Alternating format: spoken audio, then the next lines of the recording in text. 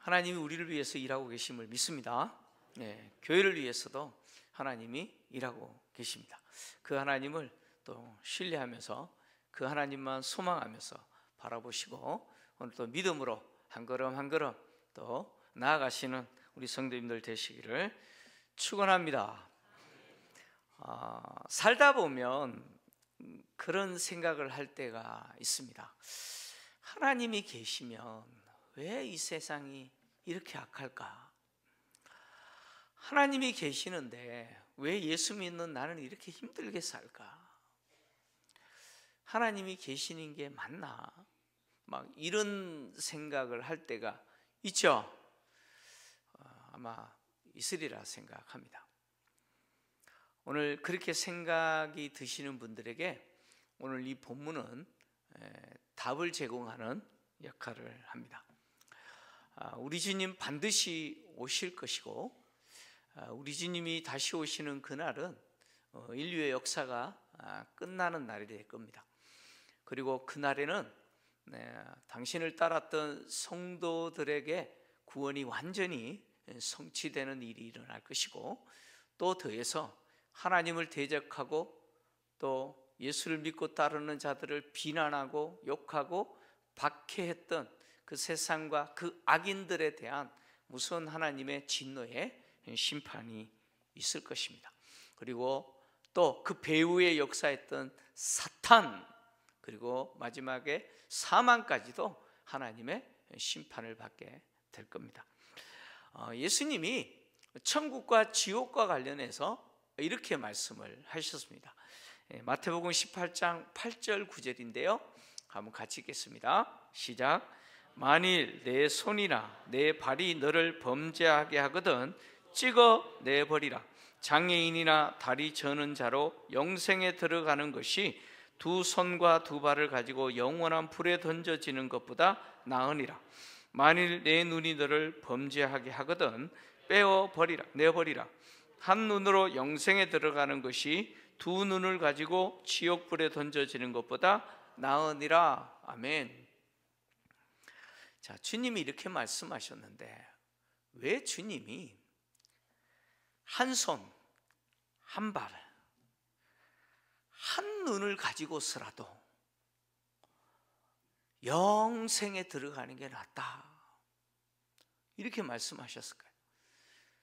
차라리 장애를 갖고 영생에 들어가는 것이 멀쩡하게 두 손, 두 발, 두 눈 가지고 영원한 불, 지옥에 던져지는 것보다 낫다 이렇게 말씀하셨을까요?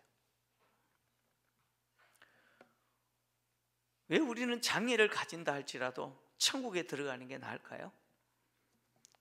그 이유는 지옥 때문이겠죠.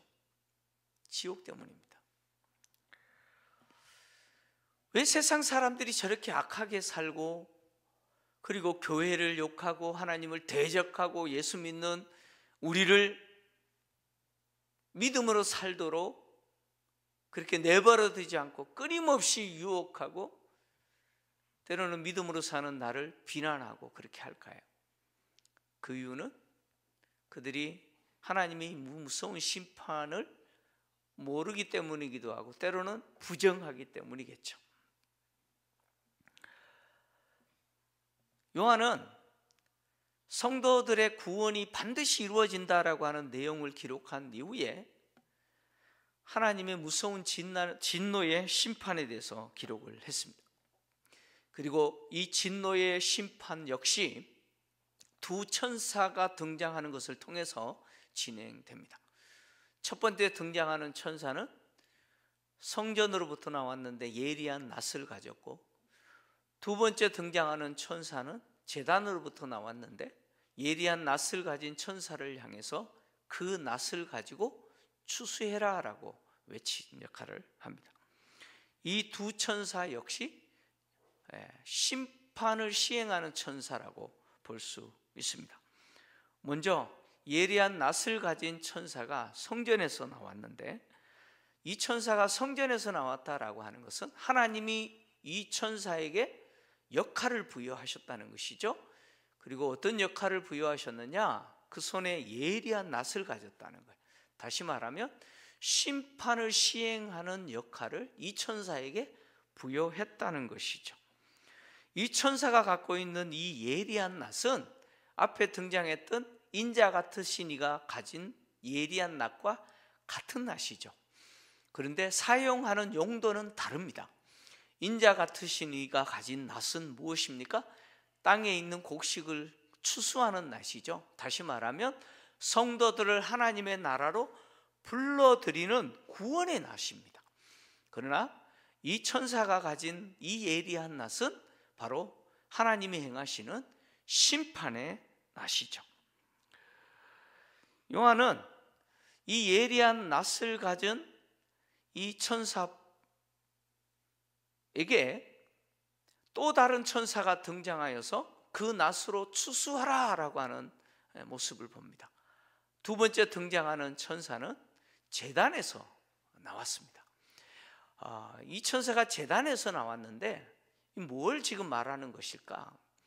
요한계시록에서 제단은 바로 죽임을 당한, 땅에서 순교당한 성도들의 영혼이 있던 현장이죠. 계시록 6장 9절을 보면 이렇게 기록하고 있습니다. 같이 읽겠습니다. 시작. 다섯째 인을 떼실 때에 내가 보니 하나님의 말씀과 그들이 가진 증거로 말미암아 죽임을 당한 영혼들이 제단 아래에 있어. 아멘. 자, 두 번째 천사가 제단에서 나왔다라고 하는 것은 이 두 번째 천사 역시 하나님의 심판을 시행하는 천사로서 제단에서 나왔는데, 이 하나님이 행하시는 심판은 바로 제단 아래에서 땅에 있는 자들을 심판하여 우리의 피에 대해서 복수해달라고 했던 이 성도들의 탄원의 기도에 응답으로 이 심판이 진행된다라고 하는 것을 보여주죠. 다시 말하면 하나님의 최종적인 심판은 땅에서 믿음으로 살다가 고난당한 성도들의 그 기도에 대한 응답이라는 거예요. 그 응답으로 하나님은 세상을 심판하실 것이라는 거죠. 그래서 제단에서 나온 이 천사가 예리한 낫을 가진 천사를 향해서 그 낫을 휘둘러 땅의 포도송이를 거두라라고 이야기를 합니다. 근데 오늘 이 두 번째 천사, 제단에서 나온 천사를 뭐라고 표현했냐면 불을 다스리는 천사다 이렇게 표현했어요. 왜 이렇게 표현했을까? 그것은 당시 있었던 유대 문헌에는 천사들이 바람, 불, 구름, 천둥 이런 것을 주관한다라고 기록하고 있습니다. 그러니까 당시 유대 문헌들이 그렇게 기록하고 있는데 이것과 관계되죠. 요한이 이것을 배경으로 해서 이 천사가 불을 다스리는 천사다라고 했고, 또 더해서 이 천사가 불을 다스리는 천사라고 하는 것을 통해서 이 천사 역시 예리한 낫을 가진 천사와 함께 무슨 역할을 하는 천사입니까? 심판을 시행하는 역할을 하는 천사라는 것이죠. 그래서 이 천사가 불을 다스린다라고 하는 것은 계시록 8장과 또 관계되는데, 계시록 8장 5절을 보시면 8장 5절을 보시면 이렇게 기록하고 있습니다. 같이 읽겠습니다. 시작. 천사가 향로를 가지고 제단에 불을 담아다가 땅에 쏟음에 우레와 음성과 번개와 지진이 나더라. 아멘. 자, 일곱 번째 인을 뗐을 때 현상이죠. 일곱 번째 인을 뗐을 때 성도들의 기도가 향령과 함께 향로에 담겨서 하나님께 올라가요. 그리고 제단 곁에 있던 천사가 그 향로에 제단에 불을 담아서 땅에 쏟았어요. 제단에 불을 담아서 땅에 쏟았다라고 하는 것은 무슨 상징이냐면 심판의 상징이죠. 그래서 오늘 이 불을 다스리는 세 번째 등장했던 이 천사가 바로 8장에 등장했던 제단에 불을 담아서 땅에 쏟았던 그 천사일 수도 있어요. 그 천사일 수도 있어요. 그리고 또 더해서 예리한 낫을 가진 천사와 동일하게 하나님의 심판을 시행하는 천사인데, 이 천사가 불을 다스린다라는 사실을 통해서 이 천사를 통해서 심판의 대상이 된 자들은 무슨 고통을 당한다는 것을 우리가 이해할 수 있어요? 바로 불과 유황의 고통을 당한다라는 것이 이해가 됩니다. 다시 말하면 이 천사를 통해서 하나님이 행하시는 심판을 받게 된 자들이 당하는 것은 무엇입니까? 불과 유황의 고통이죠. 그래서 요한계시록에서 하나님의 이 최종적인 심판을 뭐라고 표현하느냐면 그냥 불심판이라고 표현하는 거죠. 그래서 영원한 불못에 던져진다라고, 불과 유황이 타는 못에 던져진다, 이런 표현들이 등장하는 것이죠. 자, 이렇게 세 번째 천사가 예리한 낫을 가진 천사를 향해서 그 낫을 휘둘러서 땅의 포도 송이를 거두라 라고 했는데, 이유가 뭐냐? 땅에 있는 포도가 어떻게 됐다는 거예요? 익었다라고 이야기합니다. 땅의 포도가 익었다라고 하는 말은 심판의 때가 어떻게 됐다는 거예요? 됐다는 거예요. 심판의 때가 됐다는 거예요. 앞에서 예리한 낫을 가지신 인자 같으신 이가 당신이 구원하셔야 될 성도들을 구원하실 때 주저하지 않으셨죠. 다시 말하면 성도에 대한 구원이 지체되지 않는다라고 하는 것을 보여줬습니다. 우리를 향한 하나님의 구원이 지체되지 않아요. 마찬가지로 하나님의 심판의 대상이 된 자들을 향한 하나님의 심판 역시 지체되지 않습니다. 지체되지 않아요. 가능 우리는 살다가 이런 생각을 할 때가 있죠. 하나님은 왜 저 악인을 그냥 두실까? 그런 생각을 할 때가 있잖아요. 그죠? 나를 힘들게 하고 나를 박해하고, 그렇게 하나님이 심판했으면 좋겠다라고 생각하는 그 사람들이 여전히 살아가고 있는 모습을 보면서 하나님 왜 저 사람들을 그냥 두실까, 이런 생각을 할 때가 있잖아요.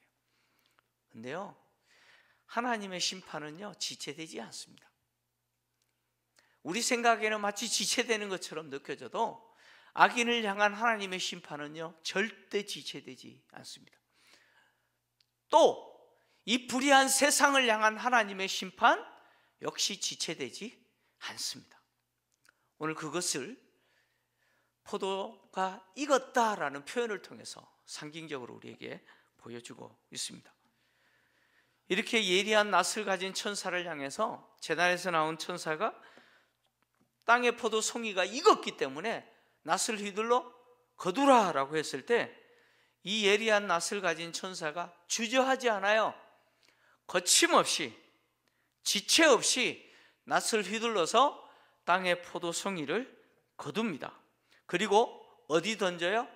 그 하나님의 진노의 포도주 틀에 던집니다. 포도주 틀에 던져요. 그리고 포도주 틀을 밟습니다. 제가 그림을 두 개를 가져왔는데 좀 보여주시면, 고대 이스라엘의 포도주 틀입니다. 2단으로 구성되어 있고요, 위에 포도 송이를 가득 담고는 사람이 발로 밟아요. 그러면 아래에 있는 공간에 통로를 타고 포도즙이 흘러내리고 그것을 담습니다. 두 번째 그림을 보시면 이렇게 포도즙을 수확을 합니다. 이게 포도 송이를 저렇게 발로 밟는 거예요. 이게 고대 이스라엘의 포도즙을 짜는, 포도 송이를 밟는 모습이죠.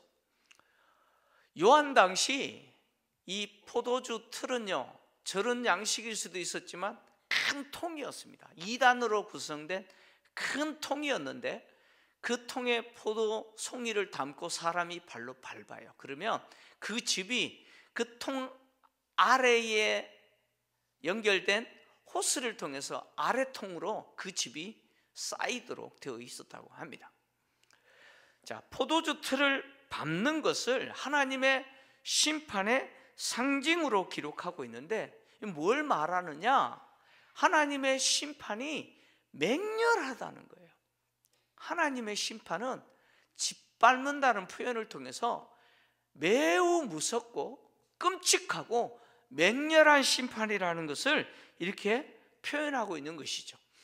그리고 하나님의 심판을 포도즙 틀을 밟는 것으로 표현한 것은 이사야서에서도 등장합니다. 이사야서 63장 1절에서 6절을 보면 열방을 심판하시는 하나님의 모습을 이렇게 표현했어요. 같이 읽겠습니다. 시작. 에돔에서 오는 이 누구며 붉은 옷을 입고 보스라에서 오는 이 누구냐? 그의 화려한 의복 큰 능력으로 걷는 이가 누구냐? 그는 나이니 공의를 말하는 이요 구원하는 능력을 가진 이니라. 어찌하여 내 의복이 붉으며 내 옷이 포도즙 틀을 밟는 자 같으냐?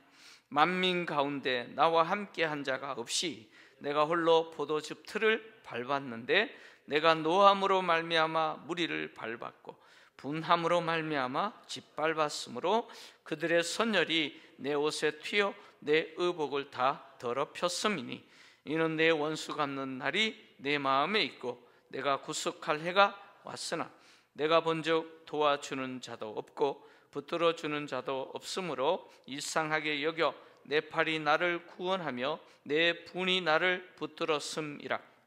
내가 노함으로 말미암아 만민을 밟았으며 내가 분함으로 말미암아 그들을 취하게 하고 그들의 선열이 땅에 쏟아지게 하였느니라. 아멘.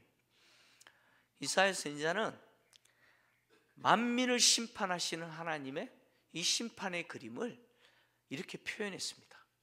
포도즙 틀을 밟는 모습으로 표현했습니다. 여러분, 포도즙 틀을 밟는 사람은 포도송이를 이렇게 발로 밟아요. 그러면 그 포도송이가 툭툭 터지겠죠. 그러면서 그 붉은 포도즙이 다 튀겠죠. 흰 옷을 입은 사람들의 그 흰 옷이 전부 무슨 색이 됩니까? 붉은색이 되죠. 마치 하나님이 만민을 심판하실 때 그 심판의 모습이 하나님의 그 거룩한 옷이 선절로 얼룩진 것처럼 그렇게 표현하고 있습니다. 하나님은 당신의 통치와 당신의 공의를 거부하고 당신을 대적하는 자들을 이렇게 심판하실 거라는 것이죠. 하나님의 이 심판은 어디서 진행되느냐? 성 밖에서 진행돼요. 그래서 오늘 요한이 성 밖에서 포도즙 틀이 어떻게 해요? 밟혔다, 밟히니 라고 표현하죠. 이 성은 어딜까요? 이 성은 바로 시온성, 예루살렘 성을 이야기합니다.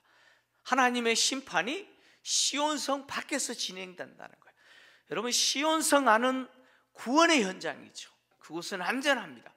근데 그 성 밖에 하나님의 심판이 진행되는데, 하나님의 심판이 예루살렘 성 밖에서 진행된다라고 하는 것은 구약 선지자들이 예언을 했어요. 요엘서를 보면 요엘 선지자가 마지막 하나님의 종말의 심판이 예루살렘 성 밖에서 진행될 거라고 기록했는데, 요엘서 3장 12절에서 14절 같이 읽겠습니다. 시작. 민족들은 일어나서 여호사밧 골짜기로 올라올지어다. 내가 거기에 앉아서 사면의 민족들을 다 심판하리로다. 너희는 낫을 쓰라. 곡식이 익었도다. 와서 밟을지어다. 포도주 틀이 가득히 차고 포도주 독이 넘치니 그들의 악이 크미로다. 사람이 많음이여 심판의 골짜기에 사람이 많음이여 심판의 골짜기에 여호와의 날이 가까움이로다. 해와 달이 캄캄하며 별들이 그 빛을 거두도다. 아멘.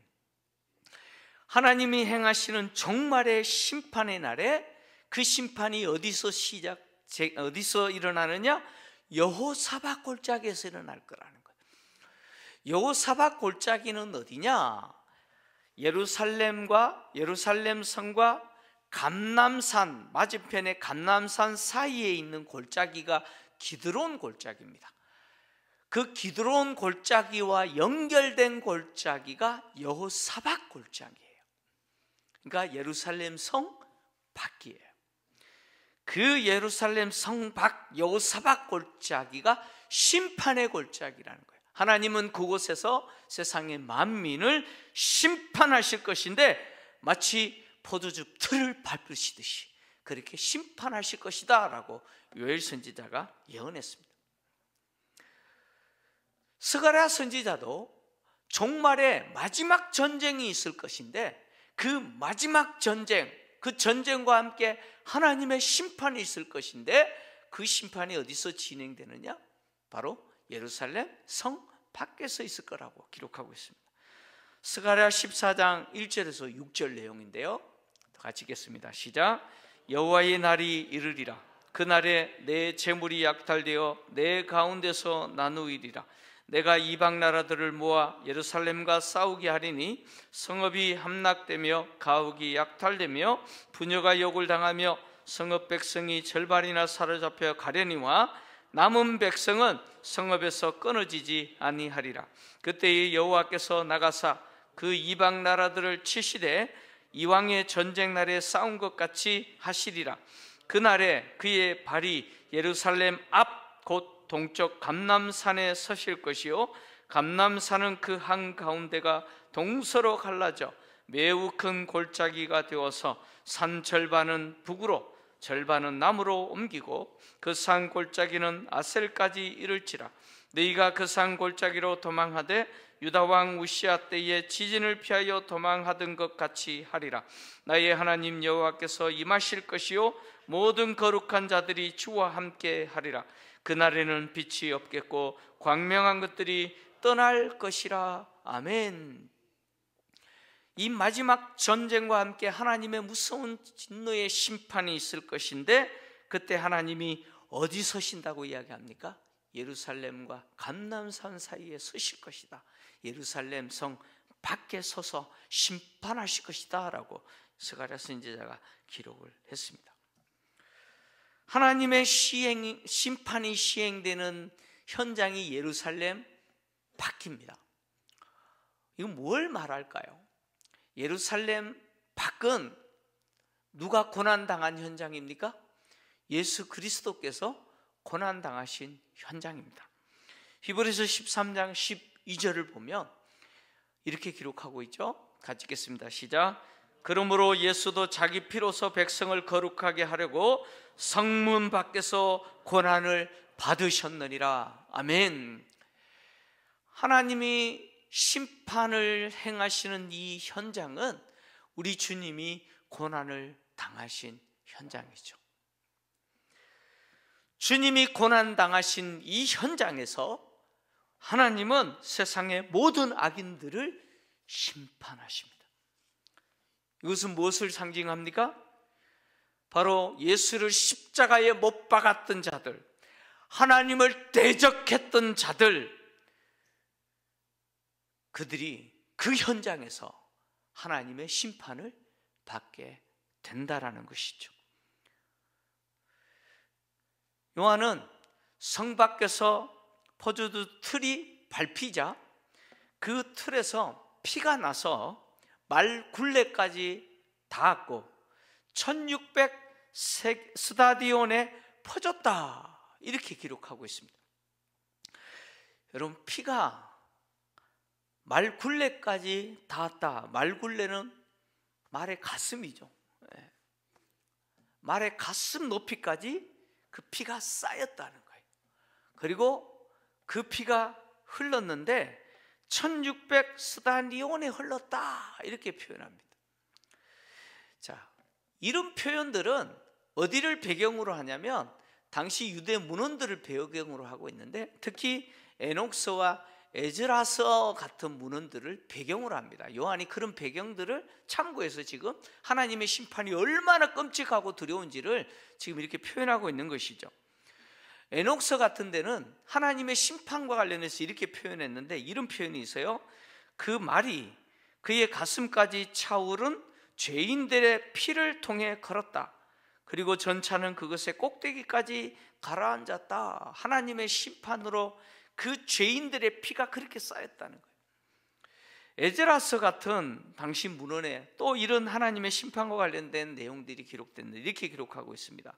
땅에 강력한 폭풍우를 쏟아낼 것이라. 말의 배만큼 그리고 사람의 허벅지만큼 그리고 낙타의 무릎만큼 높이 칼로 인하여 피가 있을 것이라. 뭐 이런 기록들이 있어요. 그러니까 요한이 당시 유대 문헌들을 배경으로 하나님의 심판이 얼마나 끔찍하고 무서운지 이렇게 표현한 것이죠.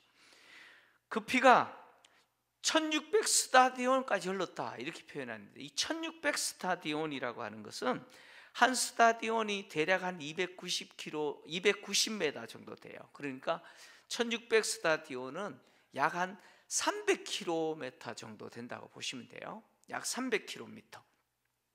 이 거리는 대략적인 팔레스타인의 거리 길이에요. 대략적인 팔레스타인 길이에요. 이만큼 그 피가 흘렀다 이런 이야기죠. 근데 이 내용은 또 상징적인 겁니다. 상징적인데, 이 1600 스타디온이라는 숫자는 무엇을 상징하냐면, 여러분, 우주의 숫자가 4입니다. 우주의 숫자가 4예요. 그리고 완전수가 10입니다. 뭐 7도 완전수이지만 10이 완전수예요. 그래서 4를 제곱하고, 우주의 숫자인 4를 제곱하고, 그리고 완전수인 10을 제곱하여 이 두 수를 제곱하면 1600이 됩니다. 그러니까 상징적으로 이렇게 요한이 표현한 것이죠. 지금 요한이 뭘 말하려고 하면, 하나님의 심판은 너무나 충격적이고 끔찍할 것인데 이 심판의 대상은 온 우주라는 거예요. 온 우주가 심판의 대상이라는 거예요. 그래서 바로 땅에 있는 모든 인간들이 하나님의 심판의 대상이다. 하나님이 행하시는 심판은요, 우주적인 심판이에요. 모든 피조 세계가 심판의 대상이 되고, 그 가운데 살아가는 모든 인간들은 하나님의 심판의 대상이 될 거다라고 지금 요한이 말하고 있는 것이죠.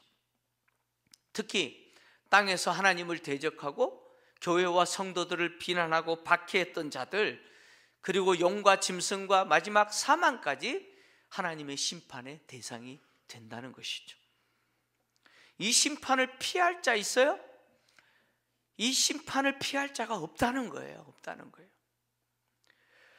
주님이 이 땅에 오시고 십자가에 당신의 몸을 들이시고 살을 찢으시고 피를 쏟으신 이유가 뭡니까? 이 끔찍하고 두려운 하나님의 진노의 심판에서 우리를 건져주시기 위해서 주님이 십자가에 그렇게 죽으신 것이죠. 또한 성도들이 예수를 믿는 것 때문에 불의한 세상에서 그 억울함과 불편함을 감내하면서도 그렇게 살아야 되는 이유가 여기 있는 것이죠. 여러분, 하나님의 진노의 심판이 없다면 우리는 막 살면 돼요. 내가 하고 싶은 대로 살면 돼요. 내가 즐거워하는 대로 살면 돼요. 근데 그렇게 살면 안 되잖아요. 왜 우리가 믿음으로 살아야 됩니까? 왜 직장에서 믿는 사람처럼 그렇게 행동하고 그렇게 살아야 됩니까? 예수 믿는다 그러면 싫어하는 사람들 앞에서 왜 그렇게 살아야 됩니까? 그 이유가 뭡니까? 바로 하나님의 이 무서운 진노의 심판이 있기 때문이죠. 여러분, 어두움은 어두울수록 작은 빛도 뭐예요? 크게 밝은 거죠. 오늘날 이 야간에 조명이 화려한 도시에서는 하늘의 별이 안 보이죠. 하늘의 별이 안 보이잖아요. 근데 아프리카나 몽골이나 이런 조명이 전혀 없는 지역에 가면 하늘의 별이 너무 잘 보이죠. 왜요? 여러분, 어둠이 짙을수록요, 빛은 가치가 있고요, 그 작은 빛도 밝게 빛나는 것이죠. 여러분, 세상이 갈수록 어두워지고 있어요. 세상이 갈수록 싸나워지고 갈수록 세상이 불의해집니다. 이런 어두워지는 세상 속에서 빛을 비추는 사람들은 누굽니까? 성도입니다. 세상은 그렇게 살지 말라고 비난하고 욕하지만 내가 예수 믿기 때문에, 내가 예수를 따르는 자이기 때문에 그 불편을 감내하면서 믿음으로 결정하고 믿음으로 행동하고 그렇게 살아가는 사람들, 바로 그 성도의 삶이 세상의 빛이죠.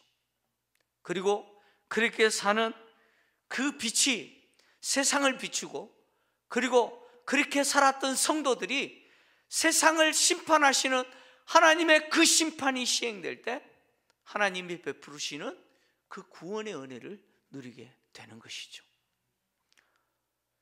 사랑하는 성도 여러분, 우리를 향하신 하나님의 구원이 반드시 이루어질 줄 믿습니다. 그리고 세상을 향한 하나님의 심판도 반드시 이루어질 줄 믿습니다. 그래서 우리는 이 어두운 세상 속에서 믿음으로 살아야 되고, 세상을 위해서 사는 것이 아니라 하나님을 위해서 살아야 되는 것이죠. 내가 주를 위해서 헌신하고 주를 위해서 나를 드린 그것이 반드시 세상을 심판하시는 하나님의 그 심판 앞에서 하나님이 행하시는 그 구원의 복을 누리게 되는 그 은혜를 누리게 되는 그 모습이 될 줄 믿습니다. 그것 때문에 우리가 구원을 얻는 것은 아니지만, 내가 땅에서 믿음으로 사는 그 삶이 하나님이 행하시는 이 두려운 심판 중에서 하나님이 행하시는 그 구원의 은혜를 누리는 무엇이 됩니까? 증거가 됩니다. 믿음으로 산다는 게 불편한 줄 아십니다. 저도 직장 생활 해봤는데요, 참 주일날 출근해야 되는데 교회 간다 그러면요, 와, 너무너무 싫어해요. 수요일날 수요예배 가야 된다 그러면 아직도 퇴근 못한 직원들이 막 싫어해요. 그래도 어떻게 해요? 믿음 지키면서 산다는 게 참 쉽지가 않습니다. 그럼에도 불구하고 여러분, 우리는 믿음으로 살아야 될 줄 믿습니다. 세상에 대한 하나님의 무서운 진노의 심판 중에서 예수 그리스도의 십자가의 보혈로 하나님의 은혜를 누리고 있는 우리에게 이루어질 그 구원을 소망하면서 오늘 또 이 불의한 세상에서 믿음으로 인내하시면서 살아가시는 우리 성도님들 되시기를 주의 이름으로 축원합니다.